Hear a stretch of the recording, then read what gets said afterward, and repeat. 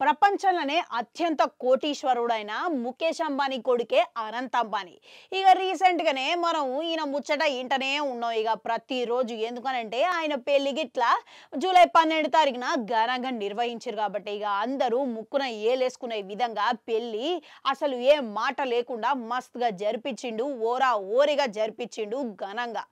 ఇక దానికి తోడు ఇప్పుడు ముందుగాల జరిపించిన ప్రీ వెడ్డింగ్ వేడుకలల్లా అనంత్ అంబానీ ఓ ముచ్చట గురించి మాట్లాడిండ్రు. గదేందనంటే ఆయన అనారోగ్య సమస్యల గురించి, ఆయన బరువు కష్టం గురించి మాట్లాడిండు. ఇక ఆ సమయంలో తల్లిదండ్రులు శానా అండగా నిలిచిరని కూడా మాట్లాడడంతోని ఒక్కసారిగా తండ్రి సైతం కన్నీళ్లు పెట్టుకోవాల్సి వచ్చింది. ఇక ఒక తండ్రి లెక్క ఆయన ఆవేదన చాలా మంది చూసి కూడా హృదయాల్ని గదిలించిందంటే నమ్మురి. ఇక అంతేకాకుండా అనంత్ అంబానీ ఆ తర్వాత చెప్పిన దాంతోనే ఇక అంతర్జాలంలా ఇక ఈయన బరువు పెరగడం గురించి మస్తుగా చర్చ అయితే సాగింది. ఇక ఆయనకి తీవ్రమైన ఉబ్బసం ఉన్నదంట. ఇక దీర్ఘకాలం పాటు స్టెరాయిడ్స్ తీసుకోవడం వల్ల సాధారణం కంటే ఎక్కువ ఆకలి కలుగుతుంది. ఇక అది బరువు పెరగనికే దారి తీస్తుంది కాబట్టి ఆయన బరువు పెరిగే సమస్య అయితే మొదలైందంట. ఇక ఆయన ఇది తగ్గించుకోవడం కోసం అని చెప్పేసి దాదాపుగా రోజువారీ వ్యాయామాల భాగంగా 21 కిలోమీటర్ల నడక, యోగా, ఇక విపరీతమైన ట్రైనింగ్ కలిగిన వ్యాయామాలు చేస్తాడంట. ఇక ఆయన ప్రతిరోజు 1200 కెళ్ళి 1400 క్యాలరీలు అయితే అరిగించుకుంటాడంట.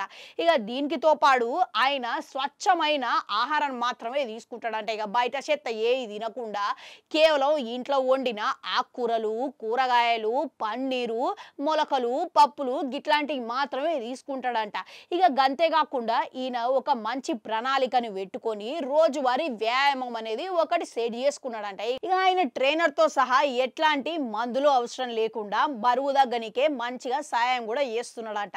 ఇక అనంతరం ఇక ఆయన 18 నెలలనే 208 కిలోలకెళ్ళి 108 కిలోల వరకు తగ్గిండంట. ఇక ఆయన పట్టుదలను చూస్తుంటే దాదాపుగా 100 కిలోలు తగ్గినట్లు. ఇక చూసిరా 100 కిలోలు అంటే గంత మామూలు విషయం కాదు. ఇక గిది పట్టుకొని కూడా ప్రతి ఒక్కరు ట్రోలింగ్ చేస్తున్నారు. ఇంకా బరువు మీద గిదేమన్నా న్యాయమా చెప్పురి. ఇక ఒకరిని ఏలెత్తి చూపించేటప్పుడు మన ఏలు మనం చూసుకోవాలి, మన కంట్లో మనం ఓడుచుకోవాలి అన్నట్టుగానే ఇక ఎవరైనా సాధారణంగా చూసుకుంటే అనారోగ్య సమస్యలు అనేది ఎవరికైనా ఉంటాయి. ఇక గంత మాత్రాన ఏలన చేసుడు, ఎక్కిరించుడు అనేది సభ్యత అనిపించుకోదు. కనుక వీలైతే వాళ్ళకి అర్థం చేసుకొని అండగా నిలవాలే తప్ప గిట్లా చేసుకుంటా చేసుడు అనేది కరెక్ట్ కాదు. ఎందుకనంటే ఏదో రోజు మనకు కూడా గతి పట్టొచ్చు.